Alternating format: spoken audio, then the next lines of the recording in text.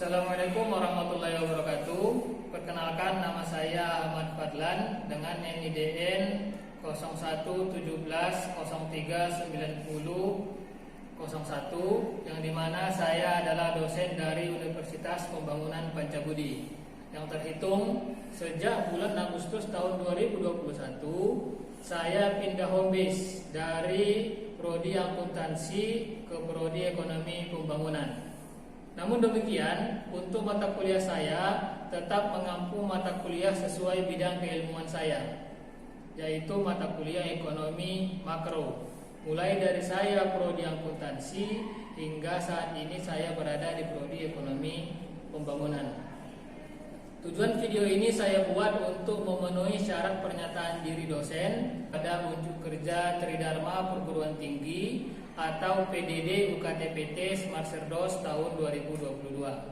Baik, kesempatan kali ini saya insya Allah akan menjelaskan RPS atau rencana pembelajaran semester saya untuk mata kuliah ekonomi makro. Sebagai deskripsi singkat mata kuliah ekonomi makro ini, mata kuliah ini merupakan mata kuliah wajib bagi seluruh mahasiswa ekonomi pembangunan, yang dimana mata kuliah ini akan diajarkan indikator utama dari pencapaian negara-negara maju, baik negara berkembang untuk mencapai negara maju ataupun negara maju yang mempertahankan dirinya dari krisis ekonomi. Bagaimana pencapaian pemerintah dalam pengelolaan investasi dan saving ini sebagai salah satu indikator utama pada mata kuliah ini, yang dimana nanti akan diajarkan kepada mahasiswa supaya mampu mengevaluasi dan mengidentifikasi masalah-masalah pada setiap negaranya. Tentunya untuk melalui mendapatkan perbaikan-perbaikan di setiap suatu negara itu dibutuhkan melalui kebijakan fiskal untuk mengatur penerimaan negara, yang dimana terdiri dari pajak atau non pajak dan pengeluaran negara yang tercatat di APBN, anggaran pendapatan belanja negara, yang dimana kedua masalah yang dilahirkan dari mata kuliah ini nanti akan terjadi di setiap negara, yang dimana masalah itu adalah masalah umum terbesar di setiap negara, inflasi dan pengangguran. Namun kedua masalah ini berselop negatif, tidak bisa diselesaikan secara sekaligus, yang dimana kemiringannya bersifat negatif, yang artinya apabila inflasi nanti diselesaikan oleh pemerintah, secara otomatis tanpa diperintahkan pengangguran akan meningkat. Begitu juga dengan sebaliknya, apabila pengangguran yang diselesaikan oleh pemerintah melalui kebijakan fiskalnya, maka secara otomatis inflasi itu pun akan meningkat. Keadaan masalah seperti ini akan dikaji lebih dalam di semua materi-materi di setiap perkuliahan pembelajaran pada mata kuliah ekonomi makro ini. Baik, pada pertemuan pertama tentunya dimulai dari ruang lingkup ekonomi makro, yang dimana ruang lingkup ekonomi makro ini saya menggunakan metode pembelajaran DIA, jadi delivery, interaction, dan assessment, yang dimana delivery ini adalah penjelasan materi-materi, kemudian diinteraksikan diskusi melalui rekayasa ide antara dosen dengan mahasiswanya, kemudian asesmen pemberian tugas kepada mahasiswa untuk pembiasaan untuk melatih secara lisan maupun tulisan. Baik, dari metode pembelajaran yang diajarkan pada mata kuliah ini, mahasiswa diharapkan mampu yang pertama mengidentifikasi permasalahan pokok yang terjadi di setiap negara, kemudian menjelaskan pendapatan nasional yang nanti berujung kepada pertumbuhan ekonomi. Kemudian di pertemuan keduanya disusul oleh pendapatan nasional yang mengarah kepada bagaimana cara mengukur pendapatan nasional untuk menghitung pendapatan dan hasil-hasil produksi yang ada di dalam negeri, kemudian yang ada dari luar negeri yang tetap membayar pajak ke dalam negeri. Kemudian di pertemuan ketiga disusul dengan materi pengeluaran konsumsi masyarakat dan pengeluaran pemerintah. Tentunya dari materi pengeluaran konsumsi masyarakat dan pengeluaran pemerintah ini akan disimpulkan secara rumus pengeluaran bagi ekonomi tertutup, begitu juga dengan pengeluaran pemerintah dari sistem perekonomian yang terbuka. Untuk pertemuan yang keempat akan diulas tentang kesempatan kerja atau employment dan pengangguran. Berarti unemployment dan unemployment akan digandengkan, kemudian diidentifikasi apa kira-kira masalah di setiap negara, dan bagaimana pemerintah untuk memilih untuk menyikapi penyelesaian masalah-masalah tersebut. Kemudian di pertemuan kelima, inflasi dan unemployment itu akan melahirkan nanti masalah yang disolusinya berada di teori kurva Phillips, yang dimana nanti sesuai dengan deskripsi mata kuliah saya tadi, itu yang berselop negatif. Semua negara itu memiliki masalah dua terbesar, yaitu inflasi dan pengangguran. Tapi setiap negara itu tidak bisa menyelesaikan kedua masalah ini secara sekaligus karena berselop negatif. Inflasi diselesaikan, pengangguran akan naik. Pengangguran diselesaikan oleh kebijakan fiskal suatu negara, maka inflasi, harga-harga barang semakin terus meningkat. Makanya penyelesaian ini dilihat dari setiap keadaan di suatu negara.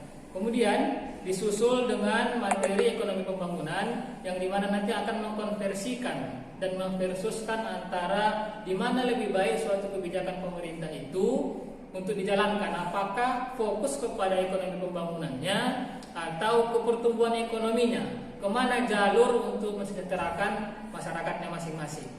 Kemudian di pertemuan ke-7 nanti akan dibahas dengan sistem ekonomi Indonesia untuk melihat dan menganalisis, yang dimana itu nanti sistem ekonomi Indonesia ini melahirkan sistem-sistem ekonomi tertutup atau terbuka. Secara ekonomi murninya itu nanti dijelaskan tidak ada lagi negara-negara yang menganut perekonomian tertutup. Semua negara di dunia ini sudah beralih kepada sistem perekonomian terbuka. Kemudian di pertemuan ke-8 adalah kebijakan fiskal dan kebijakan moneter untuk mengatur penerimaan dan pengeluaran negara yang diulas dari kebijakan fiskalnya dan menstabilkan perekonomian suatu negara yang diatur oleh lembaga independen pemerintah oleh Bank Sentral untuk menstabilkan jumlah uang yang beredar. Kemudian indeks pembangunan manusia di pertemuan ke-9, Human Development Index, yang dimana ingin melihat mutu kehidupan setiap masyarakat yang ada di suatu negara, khususnya pembahasan kepada masyarakat yang ada di negara Republik Indonesia. Di pertemuan ke-10 akan membahas perkembangan usaha kecil dan koperasi. Jadi perkembangan usaha kecil itu sesuai dengan pahlawan perekonomian nasional, itu nanti akan dibahas secara UMKM, UKM, dan bisnis-bisnis usaha-usaha besar. Begitu juga dengan koperasi yang dimana lembaga pemerintah maupun lembaga-lembaga independen untuk tujuannya mempengaruhi kestabilan perekonomian suatu negara. Kemudian di pertemuan ke-11 akan membahas tentang perdagangan internasional, yang dimana perdagangan internasional ini nanti akan mengulas dan mengidentifikasi di saat kapan suatu negara itu mengalami surplus maupun mengalami defisit. Tentunya setiap negara itu menginginkan untuk suatu perekonomian yang baik supaya surplus. Berarti dengan artinya memperbanyak ekspor dengan membatasi tingkat kuantitas impornya. Kemudian di pertemuan ke-12-nya akan membaca neraca pembayaran, arus modal asing dan utang luar negeri, yang dimana tentunya baik buruknya utang luar negeri dilakukan dan bagaimana caranya untuk mengatasinya. Itu nanti akan dilibatkan dari neraca pembayarannya, bagaimana investasinya, dan bagaimana utang luar negeri betul atau tidaknya kebijakan-kebijakan fiskal yang dilakukan oleh suatu negara. Di akhir mata kuliah ini, sebagai proyek mahasiswa, mereka diminta membuat laporan hasil untuk mengevaluasi kebijakan fiskal dan kebijakan moneter di Indonesia. Baiklah, selanjutnya saya akan menampilkan cuplikan video kegiatan pengajaran saya secara luring di Universitas Pembangunan Pancabudi pada pertemuan kelima, yaitu dengan materi inflasi dan pengangguran. Di akhir pertemuan ini diharapkan mahasiswa mampu mengidentifikasi masalah inflasi dan pengangguran sekaligus menemukan solusinya. Dan metode pembelajaran yang saya pakai dalam pertemuan ini adalah problem based learning. Terima kasih, kurang lebihnya saya mohon maaf. Sekian, Assalamualaikum warahmatullahi wabarakatuh. Assalamualaikum warahmatullahi wabarakatuh. Waalaikumsalam warahmatullahi wabarakatuh. Jadi, hari ini kita masuk pada pertemuan kelima. Tapi alangkah baiknya sebelum kita memulai perkuliahan kita ini, kita berdoa sesuai dengan kepercayaan dan agama masing-masing. Doa dimulai.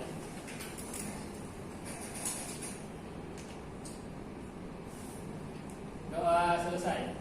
Baik, kawan-kawan mahasiswa, kesempatan kali ini kita membahas yang temanya adalah inflasi dan pengangguran. Yang dimana inflasi dan pengangguran ini salah satu topik inti dari pasar tenaga kerja. Karena sebelumnya kita sudah selesai di pasar barang dan jasa.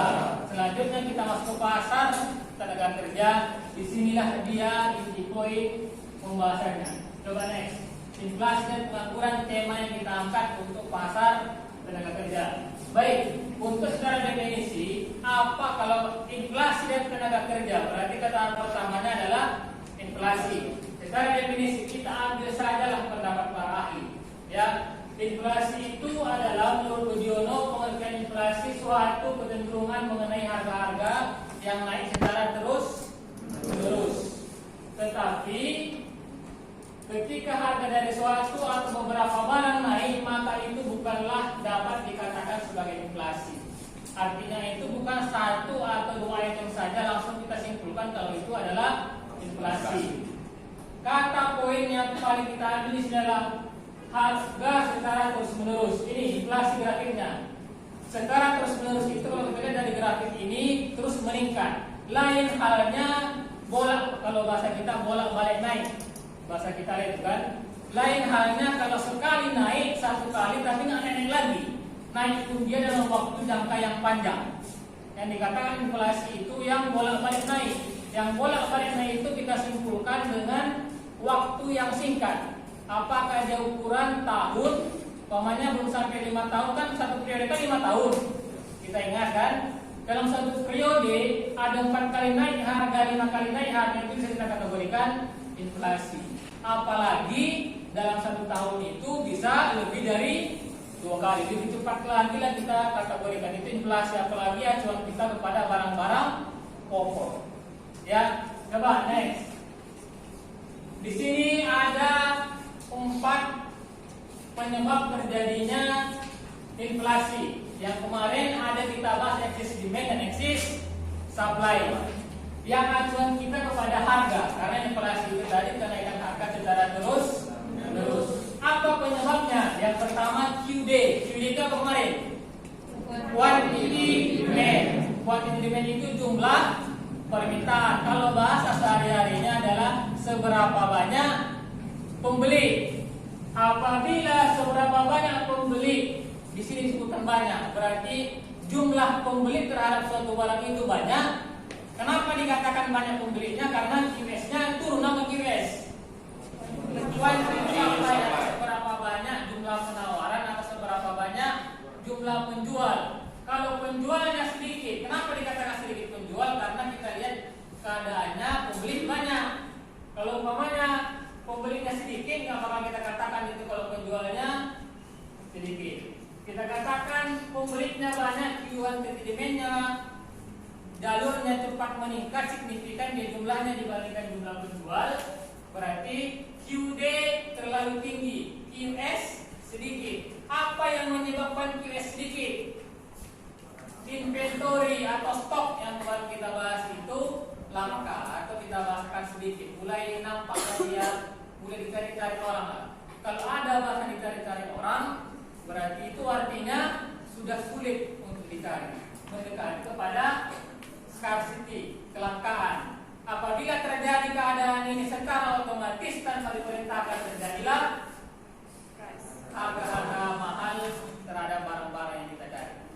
Ya, inilah dia sebagai 4 umum yang paling sering terjadi keadaan itu mahal. Inilah dia yang paling sering terjadi yang menyebabkan harga-harga barang itu mahal. Oke, next. Oke, contoh inflasi yang sering terjadi di Indonesia. Ini adalah contoh. Tadi kita bahas itu 5 tahun itu satu periode. Coba kita lihat. Kita contohkan yang baru saja kejadian di negara kita ini. Harga Pertalite. Kenapa kita nggak bahas premium lagi? Karena premium di negara kita sudah dihapuskan. Kita ambil saja yang masih ada sekarang, Pertalite. Di tahun 2016 harga 7.050 per liter.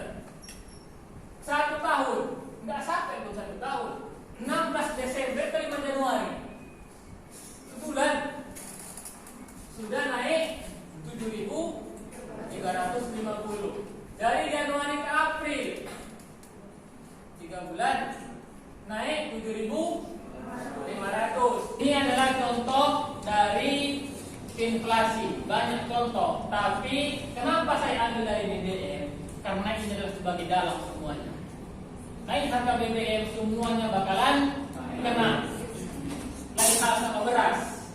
Kalau BBM naik semuanya kena. Lain hal sama di Argentina yang orang sudah pakai kendaraan listrik. Nah, itu udah aman. Kita kan kendaraan kita masih pakai BBM semua. Naik BBM, semua kegiatan kehidupan kita bakalan naik. Makanya saya ambil contoh adalah BBM di tahun kepemimpinan presiden kita di periode yang sama. Oke, next. Oke, kita masuk ke lanjutan inflasi. Semua negara di dunia ini cuma 2 masalah terbesarnya. Semua negara, baik negara terbelakang, negara berkembang seperti negara kita dan negara maju. Apa itu inflasi dan pengangguran? Makanya kita ambil tema ini tema pokok kita. Semua negara itu masalahnya adalah inflasi dan pengangguran. Oke, kenapa? Kita bahas selanjutnya dulu apa itu pengangguran. Next. Pengangguran. Menurut Sutirno. Silakan baca, Pak. Pengangguran adalah suatu keadaan di mana seseorang yang tergolong dalam angkatan kerja ingin mendapatkan pekerjaan tetapi belum memperolehnya. Menurut Badan Pusat Statistik, angkatan kerja adalah jumlah penduduk yang bekerja dan yang tidak bekerja berumur lebih dari 15 tahun. Oke, terima kasih. Sutirno, saya sengaja mengambil pendapat yang nama ahlinya itu terkenal di Indonesia. Ya, apa katanya? Pengangguran itu adalah orang yang ingin mendapatkan pekerjaan tetapi belum memperolehnya. Siapa itu? Orang-orang yang sudah masuk usianya usia angkatan kerja. Berapa usia angkatan kerja? 15 tahun sampai 60 tahun. Apa artinya? Hanya 15 tahun sampai 60 tahunlah yang boleh dipekerjakan di Indonesia.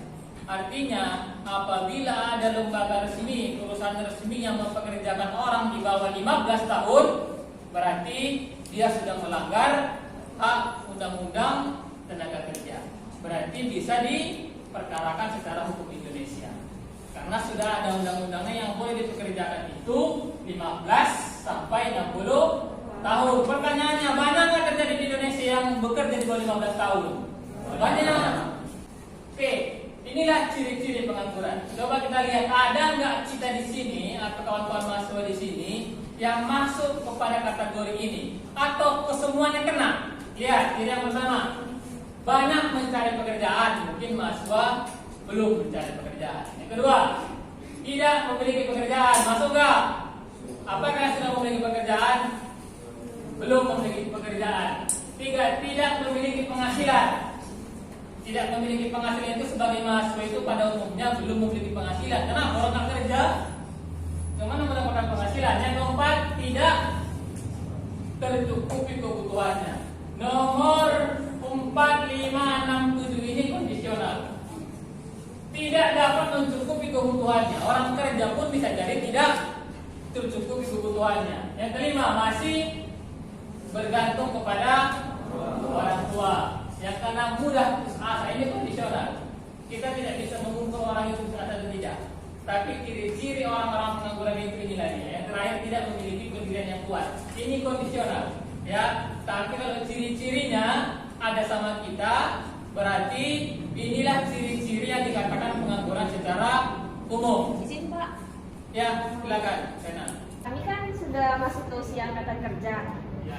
Apakah kami akan dicatat sebagai penduduk yang pengangguran? Apakah mahasiswa itu sudah masuk usianya ke usia angkatan kerja? Ya, masuk, karena usia mahasiswa itu rata-rata 20 sampai 25 tahun, di mana angkatan kerja itu 15 sampai 65 tahun. Pertanyaannya tadi, apa yang dikatakan pengangguran? Usia yang sudah masuk usianya ke usia angkatan kerja tetapi tidak memiliki pekerjaan, tidak memiliki penghasilan, maka dia dikatakan pengangguran. Pertanyaannya tadi bagus. Apakah kami ini dikatakan pengangguran? Apakah kalian mau dikatakan pengangguran? Tidak. Kenapa? Karena acuan pertama dan nomor 1 tadi itu mencari pekerjaan. Walaupun usia kalian sudah masuk usia angkatan kerja, kalau kalian tidak mencari pekerjaan, tidak akan dicatat sebagai masyarakat Indonesia yang pengangguran. Kenapa? Ada ikon menu untuk pilihan hidup. Nah, inilah dia contoh pengangguran. Contoh pengangguran yang ada di Indonesia banyaknya diadakan job fair. Ya, hari ini lagi dibuka di Tiara Convention Center yang di Mampodul, diresmikan dari Pemko, lagi membuka job fair. Kenapa selalu dibuka? Karena banyaknya orang yang tamat SMA, S1, S2, S3 tapi tidak tertampung oleh perusahaan. Makanya selalu banyak, sebagai contoh di Indonesia, yang mengadakan acara-acara untuk menampung pengangguran yang begitu banyak di Indonesia. Kita lanjutkan pembahasan kita. Teori Peirce mengatakan dan membuktikan antara stabilitas harga. Stabilitas harga itu berarti harga yang standar, yang sama-sama tidak merugikan konsumen dan tidak merugikan produsen.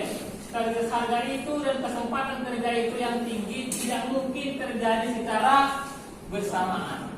Apa artinya? Pemerintah manapun tidak bakalan bisa menyelesaikan inflasi sekaligus menyelesaikan pengangguran. Tidak bakalan bisa. Kenapa? Mana tadi ini?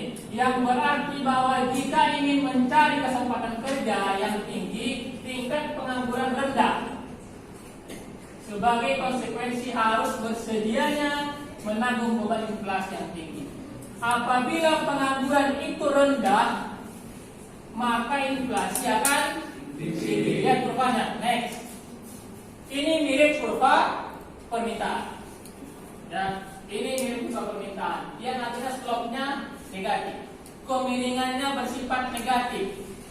Di atas satu berdampak tinggi kepada yang satu lagi.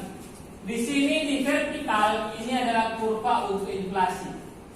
Horizontal kurva untuk unemployment. Employment itu angkatan kerja, unemployment pengangguran. Apabila 5% inflasinya, maka 6% lah dari total semua penduduk, 6% lah yang menjadi pengangguran di Indonesia. Ya, contoh kan? Coba lihat kemiringannya. Berarti kalau turun 4% inflasi, berarti 5% juga lah meningkat pengangguran. Artinya bagaimana ini? Tidak ada yang sama-sama selesai, berdampak terbalik. Contohnya, apabila pemerintah memurahkan harga barang, asumsi logika sementara kita. Apabila pemerintah memurahkan harga barang, semua barang-barang dimurahkan oleh pemerintah supaya masyarakat senang, kata pemerintah. Kenapa pengangguran jadi banyak? Kalau kita sebagai produsen, apakah kita mau memproduksi tetap banyak barang di saat harga barang itu murah? Tidak bakalan mau. Kenapa? Karena seorang penjual, seorang produsen itu selalu memikirkan keuntungan. Kalau ada peraturan pemerintah seperti yang kemarin dibuat 14.000 pokoknya sekilo minyak, apa yang terjadi? Kalau dimurahkan pemerintah harga minyak, saya tidak bakalan mau memproduksi minyak banyak. Produsen, kata pabrik kan? Kalau saya tidak memproduksi banyak, berarti sekarang pekerja saya ini yang selama ini saya produksi banyak akan saya kurangi. Ngapain saya menggaji banyak orang untuk memproduksi sedikit? Kan rugi. Kenapa kita mesti menggaji banyak orang kalau yang membuat sedikit? Apabila pemerintah membuka lapangan pekerjaan sebanyak-banyaknya, artinya kita semuanya bekerja. Kalau kita semuanya bekerja, kita semua punya pendapatan, punya uang di kantong, tebal dompet kita, kira-kira penjual produsen akan menetapkan harga dia tetap murah atau dinaikkannya harga barang? Kenapa? Karena kita sanggup membelinya. Kalau harga spidol ini sekarang 10.000, di saat pengangguran banyak, pemerintah membuat lowongan pekerjaan dan menerima banyak orang, semua orang punya duit, dijual 20.000 dipilih orang ini. Kenapa? Sanggup beli kita.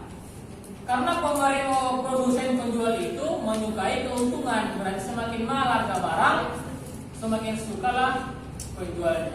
Kalau seumpamanya dinaikkan harga barang ini terjadi satu kali, dibuka lagi lapangan pekerjaan, makin banyak yang bekerja, dinaikkan lagi ke harganya, naikkan lagi. Kalau secara terus-menerus bolak-balik harga naik, terjadilah inflasi. Padahal pemerintah kan baik, mengurangi pengangguran, tapi inflasi terjadi. Harga barang akan secara perlahan naik seperti yang tadi lah. Dalam satu periode bisa 5 kali, 6 kali atau lebih naiknya. Ya, oke, sampai sinilah pertemuan kita. Tapi ada saya berikan kepada kalian masalah sebagai metode pembelajaran kita, problem based learning. Coba temukan solusi dari dua masalah terbesar yang dialami setiap negara, yaitu inflasi dan pengangguran. Sesuai dengan keadaan Indonesia, masalah yang manakah yang menjadi prioritas utama pemerintah? Kan dua masalah terbesar, inflasi dan pengangguran, tak mungkin tak diselesaikan pemerintah, ya kan? Tapi kedua-duanya ini berbanding negatif, berbanding terbalik. Jadi menurut kawan-kawan mahasiswa, manakah yang menjadi prioritas pemerintah Indonesia yang diutamakan dulu? Artinya kalau dipilih umpamanya pengangguran, bukan berarti inflasi nggak diperbarui, bukan dibiarkan, tapi menjadi prioritas. Coba saya meminta jawaban dari kawan-kawan dari mahasiswa. Coba lihat keadaan Indonesia, kemudian coba analisis dan jelaskan kepada saya. Saya persilakan, siapa kira-kira yang ingin menjawab? Jadi menurut saya Pak, masalah manakah yang harus menjadi prioritas utama pemerintah Indonesia? Menurut saya yang harus diselesaikan pertama itu inflasi Pak. Kenapa? Karena kita ini menduduki peringkat keempat penduduk terbanyak di dunia Pak. Jadi kita sekitar 273 juta penduduk di Indonesia. Jadi menurut saya pengangguran akan terus bertambah di Indonesia. Jadi kalau pengangguran yang belum diselesaikan nggak akan ada habisnya. Karena penganggurannya akan terus bertambah. Lebih baik perekonomian diperbaiki, jadi inflasinya bisa berkurang Pak. Oke. Gimana kira-kira kawan yang lain? Setuju nggak sama jawaban Mahendra? Karena memang Indonesia ini penyakit utama kita adalah banyaknya jumlah penduduk. Mau tidak mau daripada keduanya tidak teratasi, inflasilah yang dipilih pemerintah sebagai prioritas utama. Bukan berarti pengangguran itu diabaikan, tetapi fokuskan kebijakannya untuk menghadapi inflasi. Makanya ada istilah kebijakan moneter, kan? Menstabilkan jumlah harga perekonomian suatu negara melalui jumlah uang yang beredar. Oke, inilah pertemuan kita. Pertemuan selanjutnya nanti akan kita ulas sekilas dari teori dari inflasi dan pengangguran, dan baru kita masuk lagi kepada teori yang selanjutnya. Terima kasih, kurang lebihnya saya mohon maaf. Saya sudahi. Assalamualaikum warahmatullahi wabarakatuh. Waalaikumsalam.